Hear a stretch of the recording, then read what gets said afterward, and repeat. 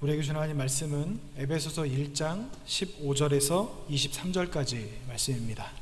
에베소서 1장 15절에서 23절까지 말씀입니다.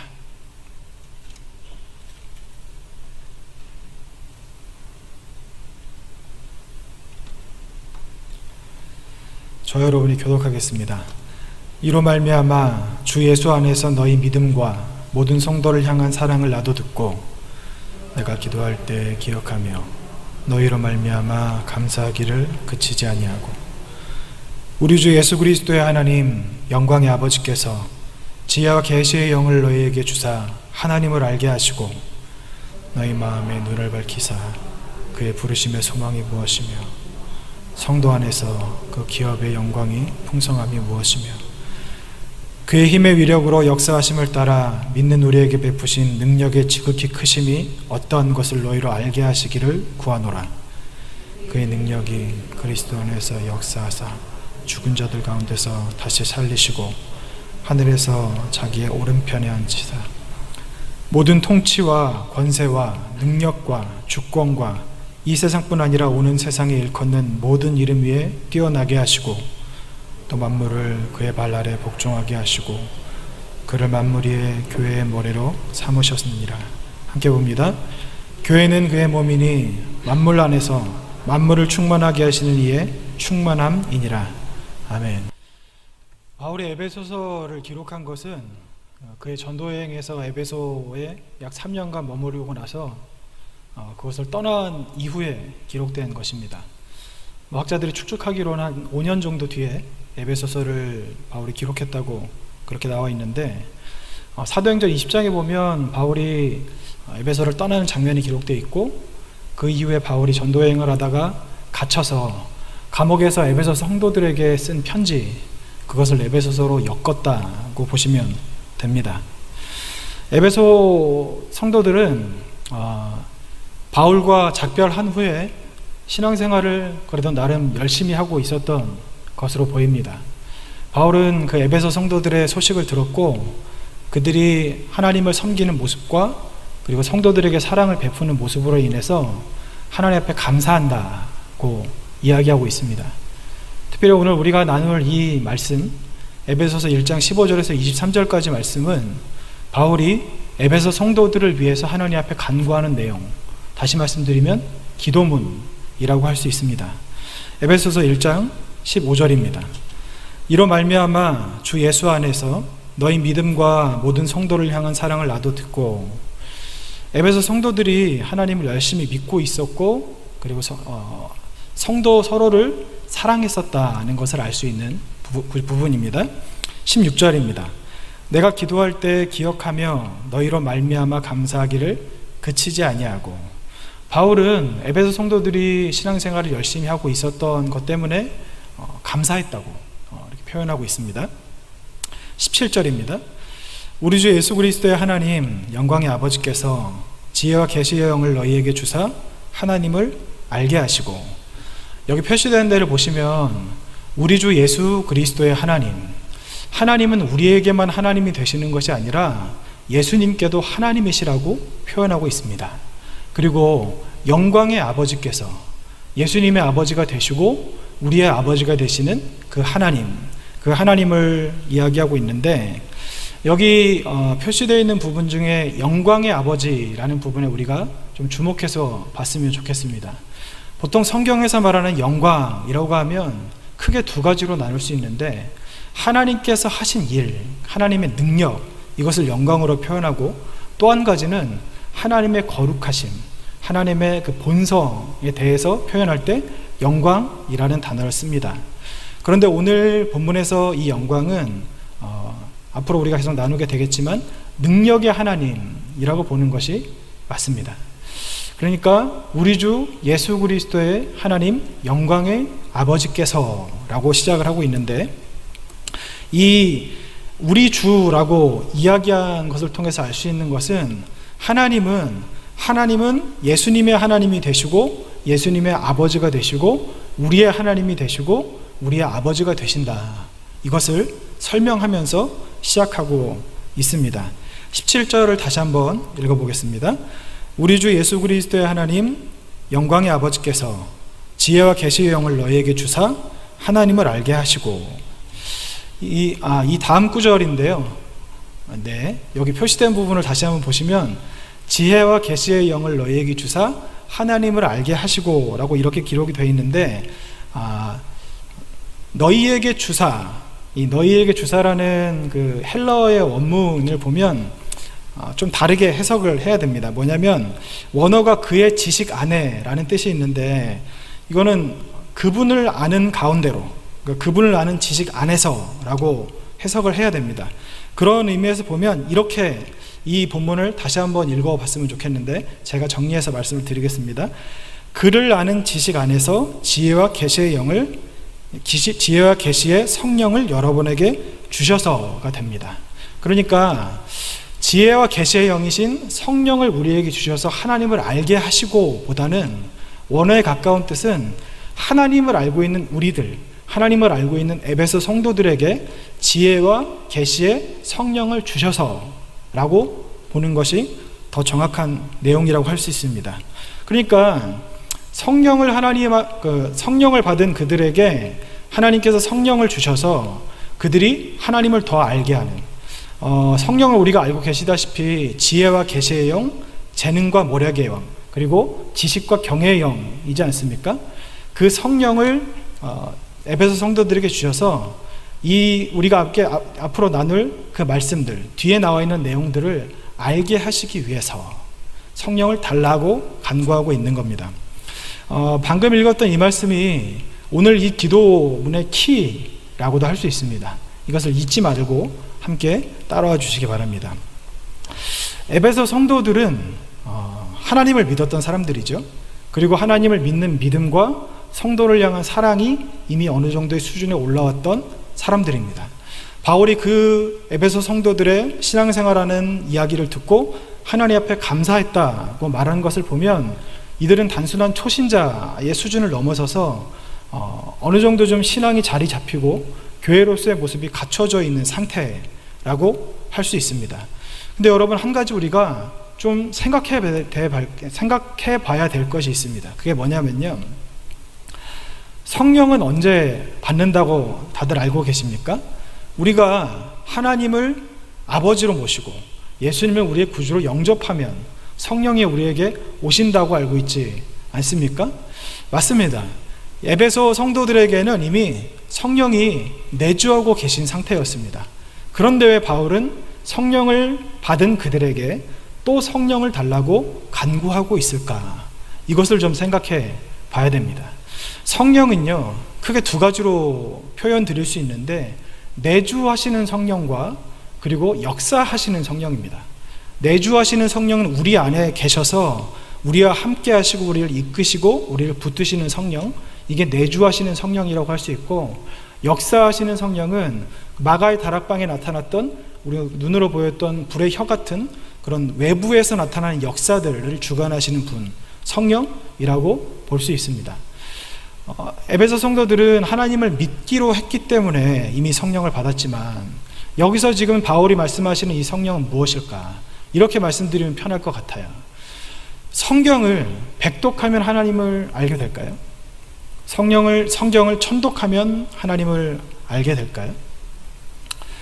TV에서 활동하시는 그 유명한 분 중에 머리를 빡빡 민 분이 있는데, 돌멩이라는 호를 가지신 그분이 성경을 그렇게 많이 읽어도 그분은 하나님을 믿지 않아요.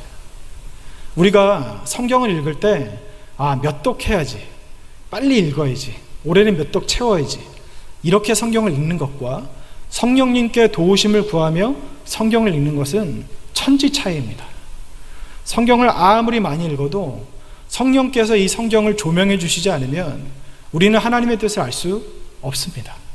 바울이 여기서 말씀하시는 성령, 그 성령을 말씀하시는 것이죠.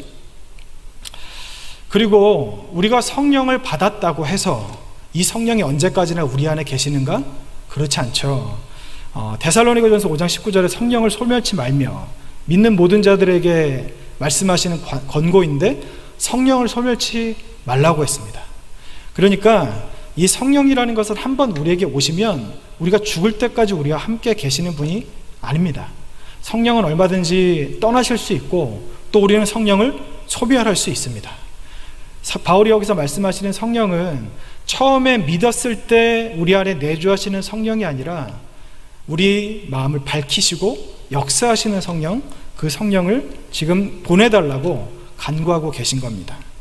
에베소서 1장 18절 말씀을 보겠습니다. 너희 마음의 눈을 밝히사 그의 부르심의 소망이 무엇이며 성도 안에서 그 기업의 영광이 풍성함이 무엇이며.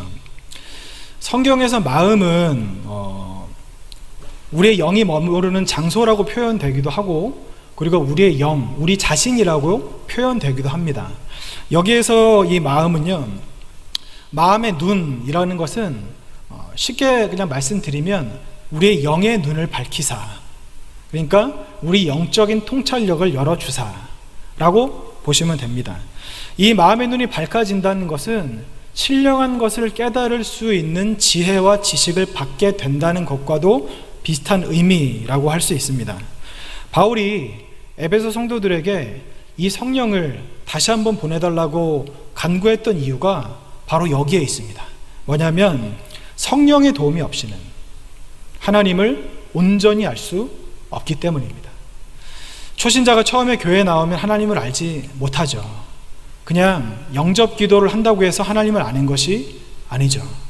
신앙생활하면서 우리가 성경을 상고하고 그 기도하면서 성경의 말씀대로 살아가다 보면 우리 삶에 역사하시는 그 하나님을 알 수 있게 되듯이 여기서 말씀하시는 이 성령도 또한 마찬가지로 그 성령을 에베소 성도들에게 보내달라고 말씀하고 계시는 겁니다.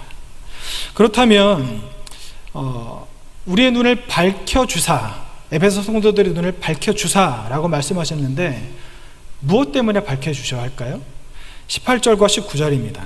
너희 마음의 눈을 밝히사 그의 부르심의 소망이 무엇이며 성도 안에서 그 기업의 영광의 풍성함이 무엇이며 그의 힘의 위력으로 역사하심을 따라 믿는 우리에게 베푸신 능력의 지극히 크심이 어떠한 것을 너희로 알게 하시기를 구하노라. 다시 한번 18절과 19절을 띄워주시겠습니까? 여기 보시면 그의 부르심의 소망, 그리고 성도 안에서 그 기업의 영광의 풍성함, 그리고 19절 띄워주세요. 믿는 우리에게 베푸신 능력의 지극히 크심.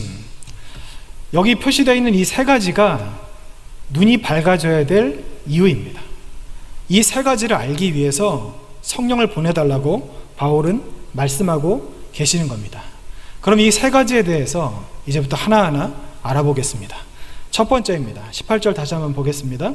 너희 마음의 눈을 밝히사 그의 부르심의 소망이 무엇이며. 여기까지 읽겠습니다. 첫 번째로 우리의 마음이 눈이 밝아져서 깨달아야 되는 것은 뭐냐면 부르심의 소망입니다.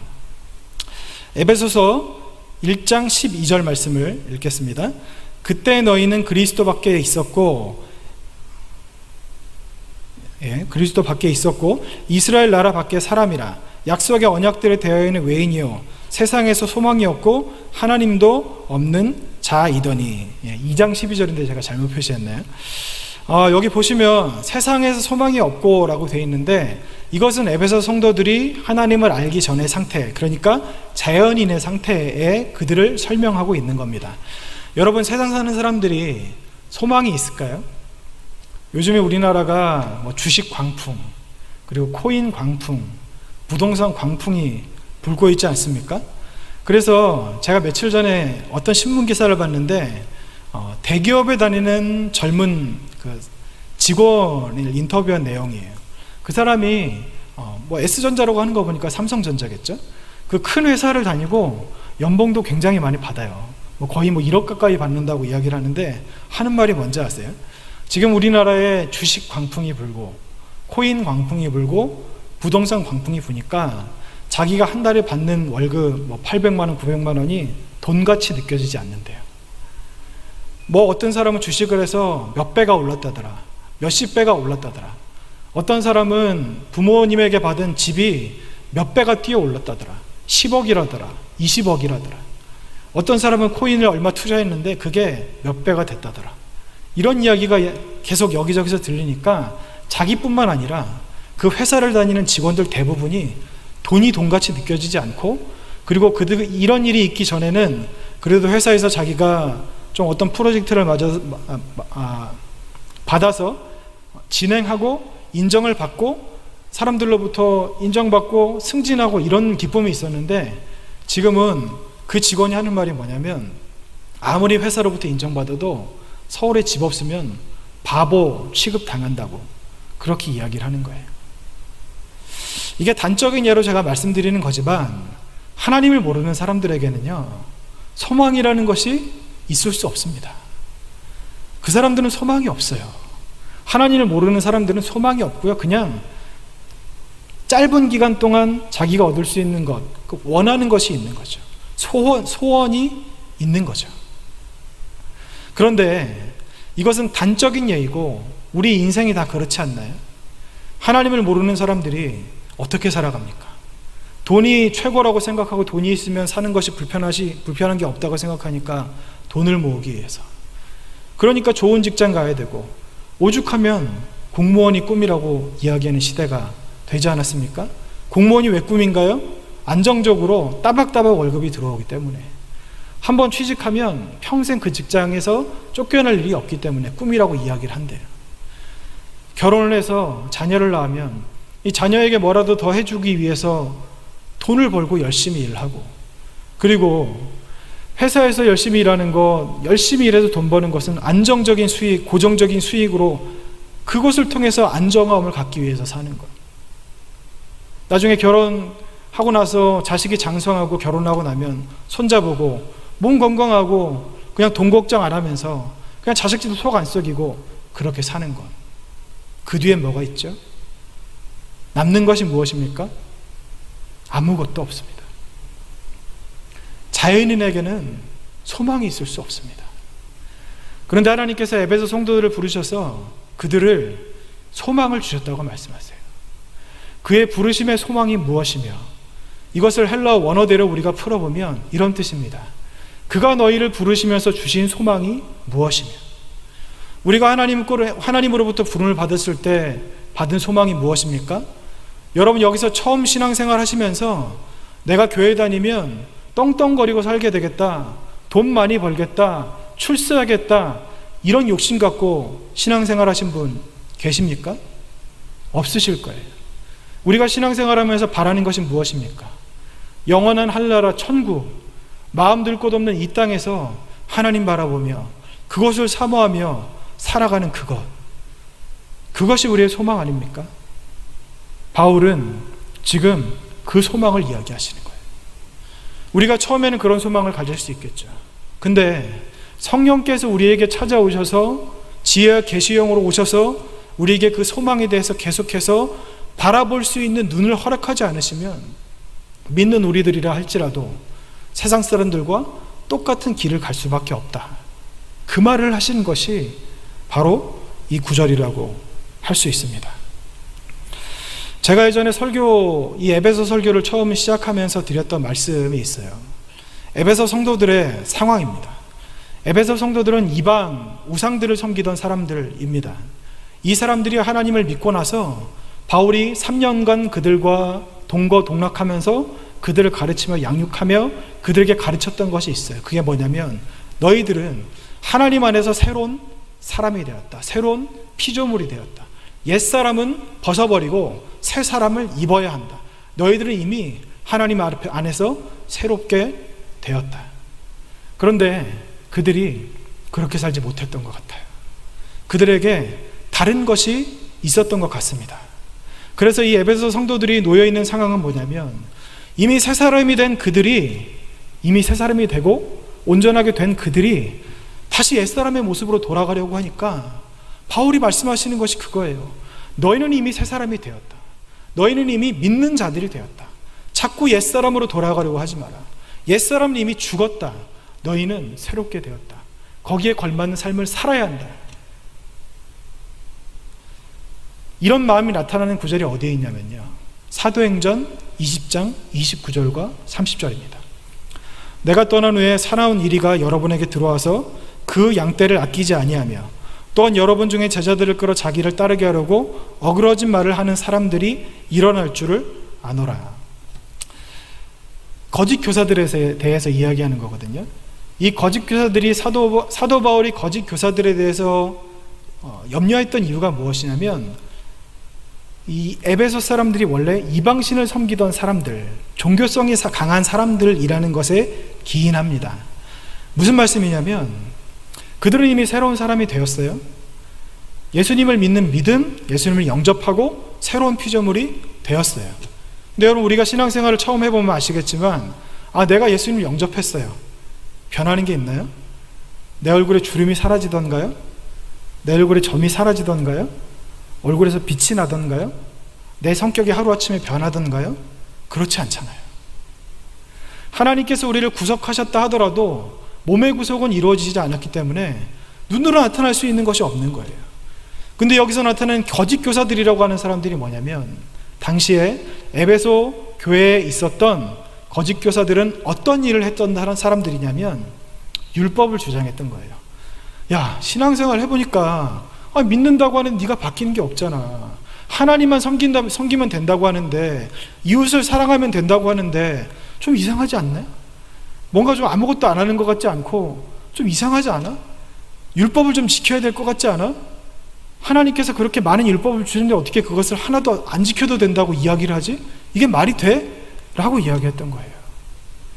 에베소 성도들 안에 있던 종교성이 그들의 발목을 잡았던 것이고, 거짓 교사들이 그들 안에서 활동하고 있었던 겁니다. 제가 예전에 이런 이야기를 들었어요. 어디서 들었는지 정확하게 기억은 안 나는데, 어느 분이 전도를 하셨습니다. 근데 그 어머니께서 연세가 많으신 분이에요. 평생 새벽에 아침에 일어나서 촛불 켜놓고 물 떠다 놓고 비나이다를 하시던 분이래요. 근데 이분이 전도를 받았어요. 자녀의 전도를 받아서 교회에 나오게 되셨어요.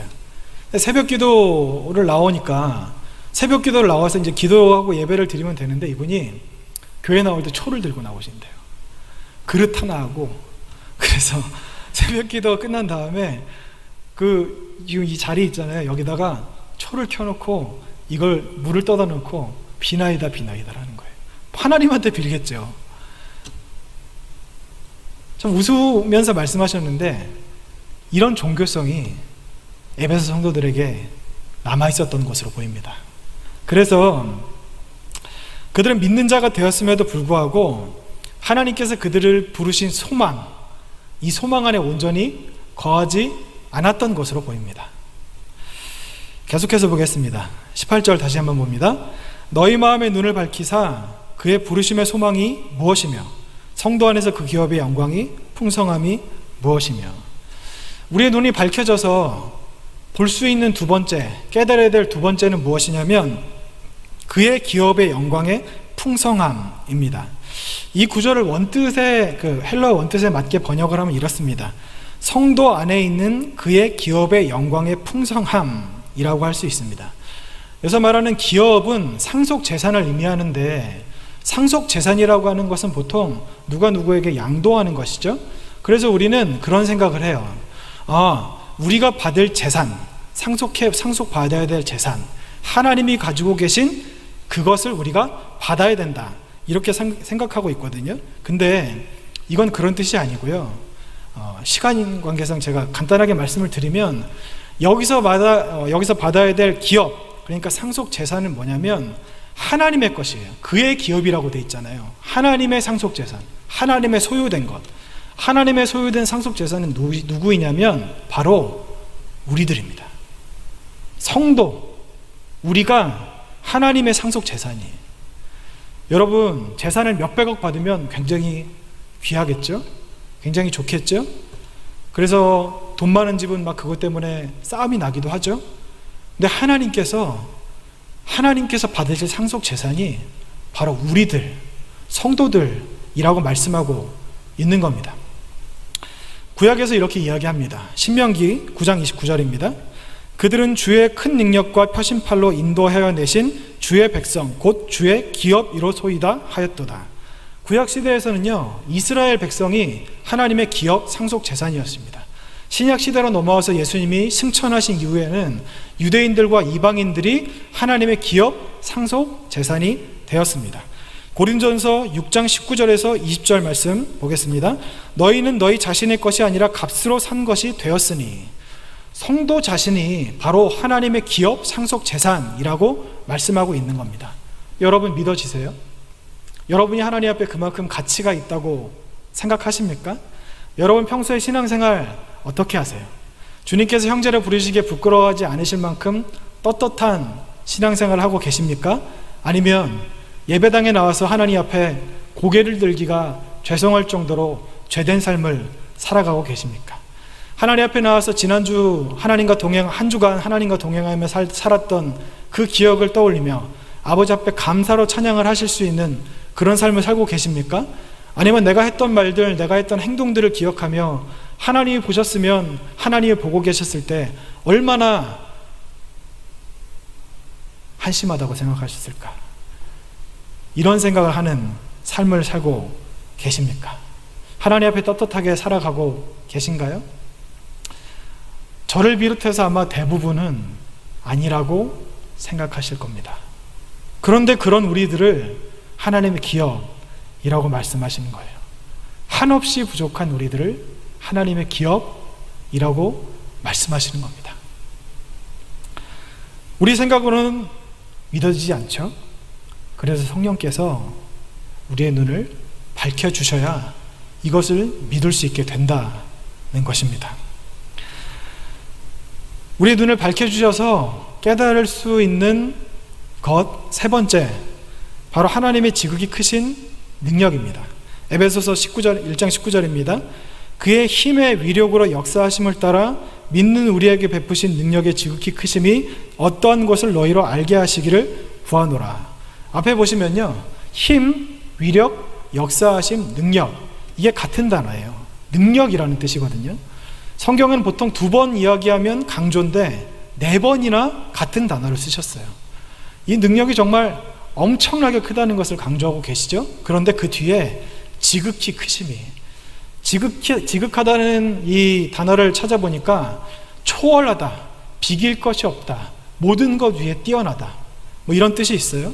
그러니까 하나님의 능력이 우리의 단어로는 표현할 수 없을 만큼 모든 것 위에 뛰어난, 지극히 뛰어난 그런 능력이라고 말씀하시는 겁니다. 하나님은 이 능력을 어디에 사용하셨을까요? 오늘 본문 20절부터 22절까지 말씀입니다. 그의 능력이 그리스도 안에서 역사하사 죽은 자들 가운데서 다시 살리시고 하늘에서 자기의 오른편에 앉히사 모든 통치와 권세와 능력과 주권과 이 세상뿐 아니라 오는 세상에 일컫는 모든 이름 위에 뛰어나게 하시고 또 만물을 그의 발 아래 복종하게 하시고 그를 만물 위에 교회의 머리로 삼으셨느니라. 지금 방금 말씀드렸던 19절에 그 지극히 뛰어나신 하나님의 능력이 무슨 일을 하셨냐면 예수님을 죽은 자 가운데서 살리셨고 하나님의 오른편에 앉으시고 모든 이름 위에 뛰어난 이름을 주사 세상 모든 만물을 예수 그리스도의 발 아래 무릎 꿇게 하시는, 지금 우리가 살고 있는 시대뿐 아니라 앞으로 올 시대, 요한계시록에서 새하늘과 새 땅까지도, 그 시대까지도 예수님의 이름이 가장 뛰어나게 하셨다. 이것이 바로 하나님의 능력이 하신 일이라는 겁니다. 예수님을 죽은 자 가운데서 다시 살리신 능력, 그리고 하나님의 오른편이라는 것은 하나님의 오른팔, 오른편이라는 것은 하나님의 능력을 뜻하거든요. 거기에 앉히셨고 권능을 하나님께서 예수 그리스도의 권능을 부여하셔서 만물을 통치하는 지극히 높은 자리, 권세를 주셨다는 것은요, 참 감사한 게 있는데 그게 뭐냐면 19절을 다시 한번 보면 그의 힘의 위력으로 역사하심을 따라 믿는 우리에게 베푸신 능력의 지극히 크심이 어떠한 것을 너희로 알게 하시기를 구하노라. 하나님의 지극히 높으신 능력이 예수님을 그렇게 높이셨는데 믿는 우리에게도 베푸셨다는 거예요. 예수님께만 그 능력을 베푸신 것이 아니라 우리들에게도 그 능력을 베푸셨다는 겁니다. 여러분, 이게 믿어지시나요? 와 닿으십니까? 아마 안 와 닿으실 거예요. 넘어가겠습니다. 22절입니다. 또 만물을 그의 발 아래 복종하게 하시고 그를 만물 위의 교회의 머리로 삼으셨느니라.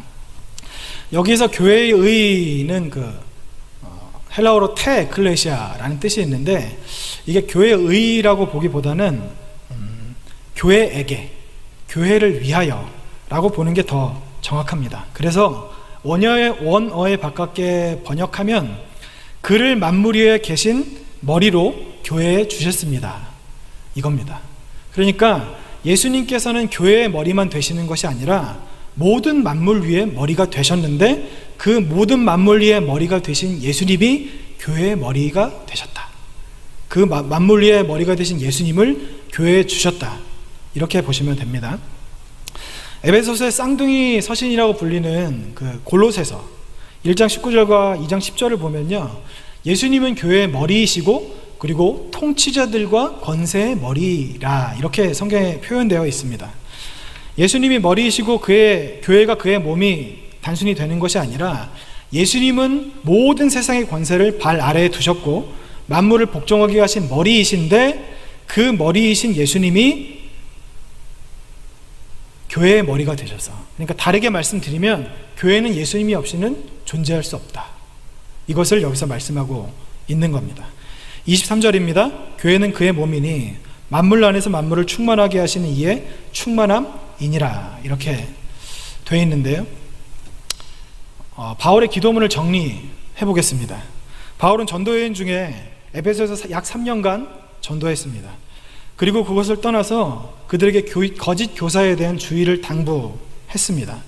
그로부터 약 5년이 지난 뒤에 바울은 감옥에 갇혀 있을 때 에베소 성도들에 대한 소식을 들었고 그들을 위해서 기도하게 됩니다.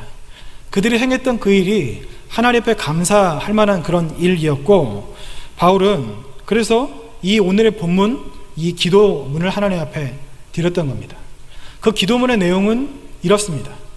하나님을 알고 있는 에베소 성도들이 그들에게 성령을 주셔서 그들의 눈이 열리게 하시고, 그래서 그들이 하나님께서 그들에게 주신 부르심의 소망, 그리고 그들이 하나님의 소유된 영광된 기업, 그리고 예수님을 죽은 자들 가운데서 살리시고 하나님의 우편에 앉으셔서 모든 만물 위에 뛰어나게 하신 그 능력이 그들에게 베풀어졌다는 것을 알게 하시길 원한다.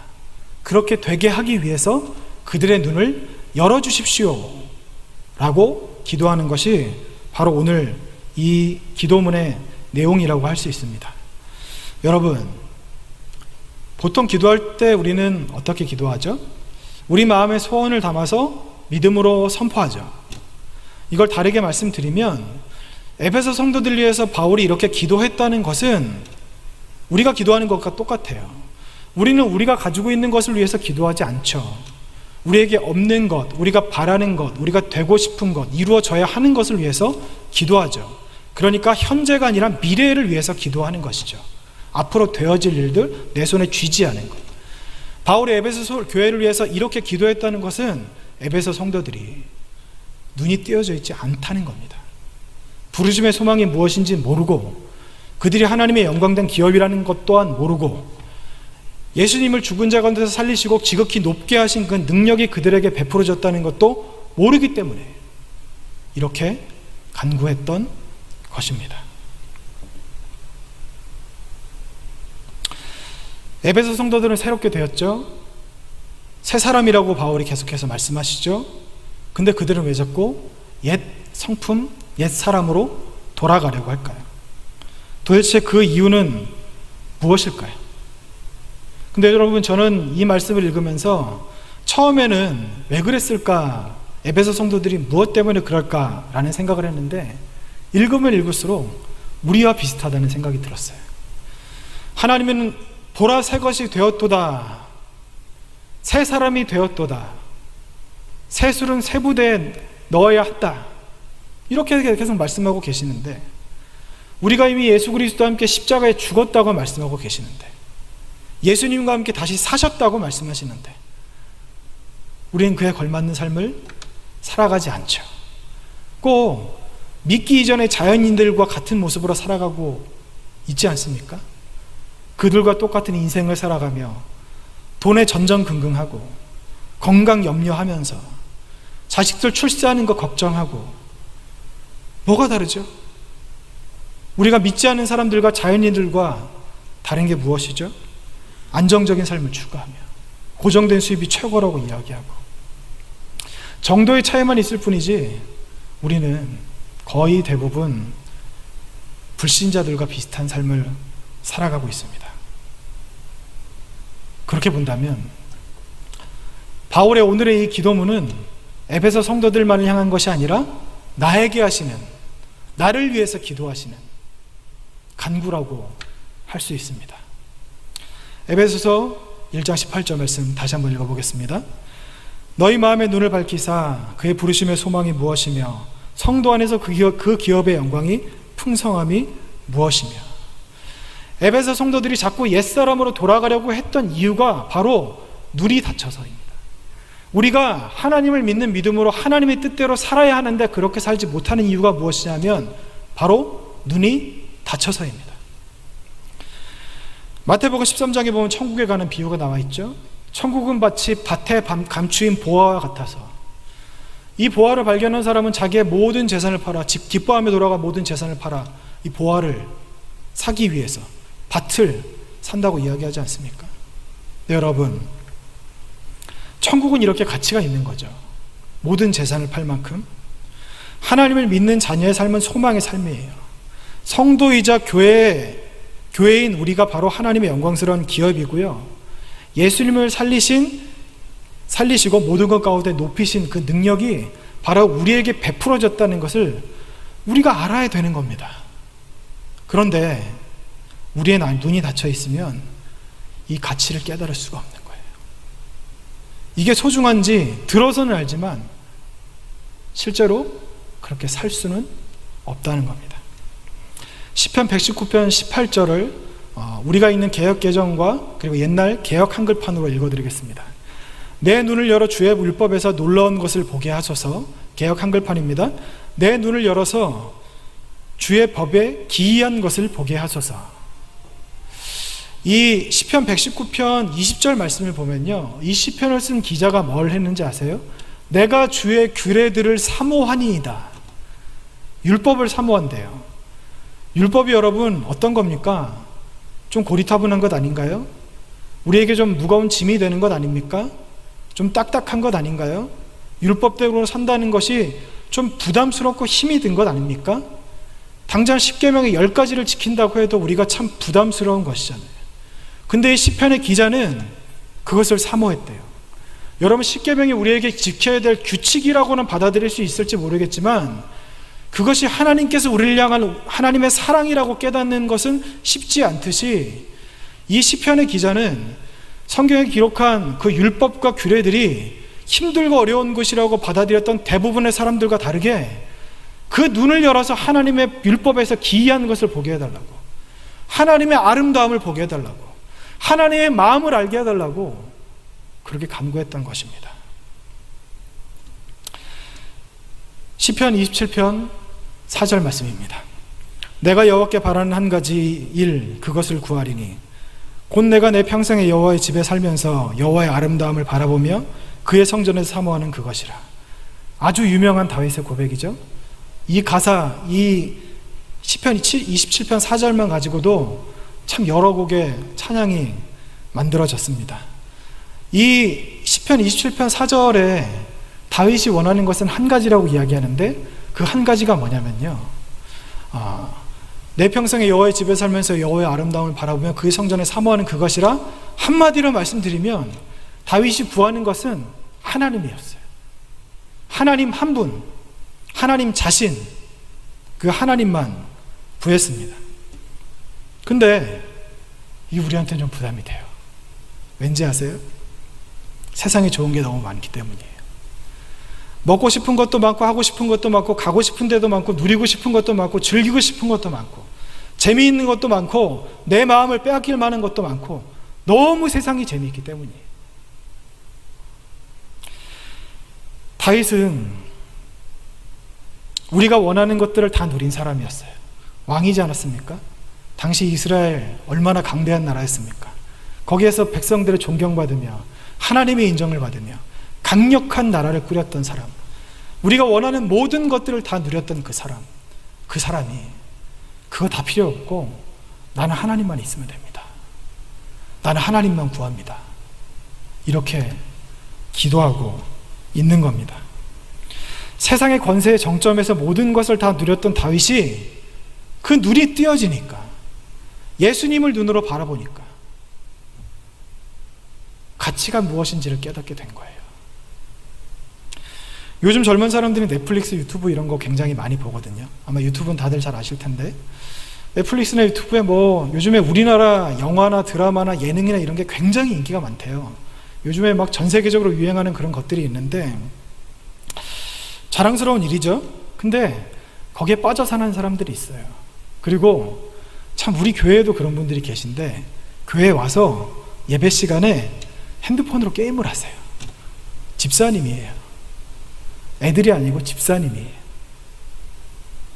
이런 분들이 많아요. 근데 여러분 그거 아세요? 바울이 자기가 평생 갈고 닦았던 그 학문, 세계 최고의 수준, 정말 아무나 가말리엘의 문화에 들어갈 수 없었는데 거기서 엘리트 중에 엘리트였던 그 바울이 자기가 갈고 닦았던 그 학문을 배설물같이 여겼다고 했지 않습니까? 그게 배설물이면 우리가 TV 보면서 희희낙낙거리고 즐기는 것, 배설물 측에나 들어갈 수 있을까요? 저는 TV를 안 본 지 정말 오래됐어요. 영화를 제가 정말 좋아하거든요. 제가 얼마나 영화를 좋아하냐면, 군대에 있을 때 제가 좋아하는 영화가 나오면 외박을 나갔어요. 외박 나가서 영화 보고 자고 그 다음날 부대 복귀했어요. 근데 영화를 볼 게 없어요. 드라마를 볼 게 없어요. 예능을 볼 게 없어요. 왜? 하늘에서 온 것이 아니라 땅에서부터 올라온 반기독교적인 요소들이 너무 강하기 때문에 욕이 나오고 음란하고 폭력적이고, 보면 볼수록 내 영이 망가지는 것을 피부로 느낄 수밖에 없기 때문에. 그런데 우린 거기에 빠져 있죠. 비대면이다, 코로나다, 사람들과 만나지 못하니까 그런데 빠져 살면서 우리의 마음을 빼앗기고 있지 않습니까? 바울이 배설물로 여겼던 것은요, 요즘 우리 시대로 하면 정말 최고의 석학들이 공부했던 학문이에요. 그게 배설물인데 우리는 배설물만도 못한 것을 쫓아가면서 거기에 마음을 빼앗기고 있는 겁니다. 저는 이 설교를 준비하면서 제가 한동안 했던 고민이 떠올랐습니다. 제가 했던 고민은 뭐냐면요, 아마 여러분도 비슷하시리라고 생각되는데, 내 안에 계신 이가 세상보다 크니라고 하셨어요. 근데 세상보다 안 크신 것 같은 거예요.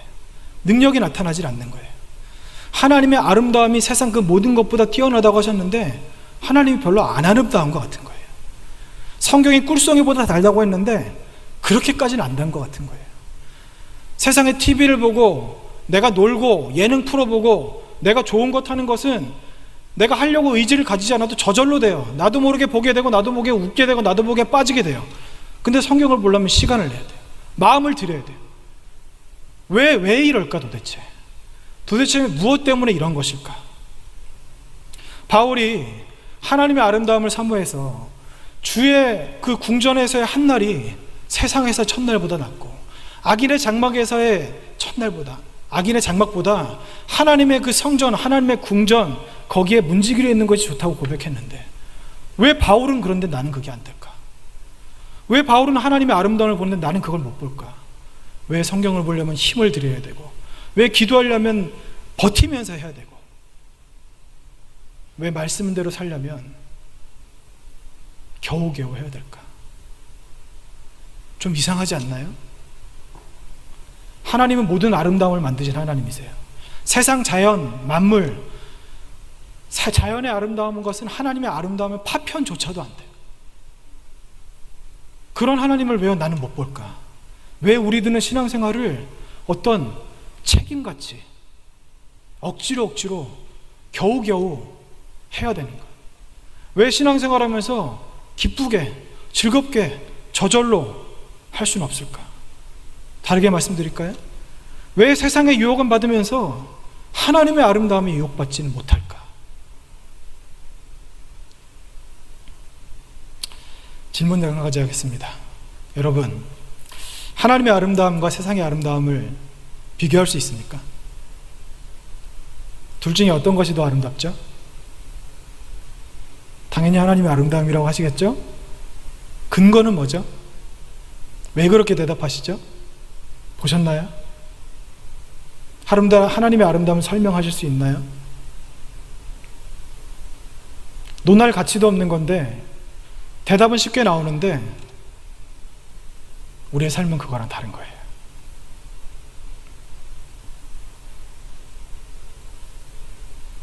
여러분, 신앙생활을 좀 즐겁게, 재미있게 하고 싶지 않으십니까?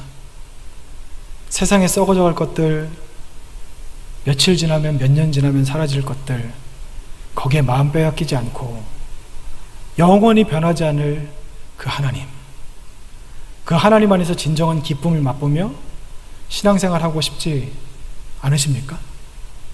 더 이상 신앙생활은 억지로 하는 것이 아니라, 성경 억지로 읽는 것이 아니라, 기도하려면 그 졸릴 때 무릎 손으로 내리치면서 꼬집으면서 기도하는 것이 아니라 말씀이 꿀송이 같이 달고, 그 기도하는 그 시간이 세상의 그 어떤 시간보다 기쁜 시간이 되고, 하나님의 말씀에 순종하며 사는 것, 순종했을 때 없는 기쁨이 세상에서 얻을 수 있는 그 어떤 기쁨보다도 더 기쁜 삶을 살고 싶지 않으십니까? 만약 그렇게 생각하는 분이 계시다면 하나님 앞에 기도하십시오. 더 이상 우리가 기도할 것은 내 안위를 위한 기도가 아닙니다. 내 자녀들을 위한 기도가 아니에요. 돈이나 명예나 건강이나 이런 것들을 위한 믿음의 초보자들이 하는 기도가 아닙니다. 하나님, 나의 눈을 열어주시옵소서. 내 눈을 열어주셔서 하나님의 아름다움을 다윗과 같이 보게 하시옵소서. 모세와 같이 하나님을 바라며 하나님의 모습을 한 번이라도 보는 것이 소원이라고 고백하게 하시옵소서.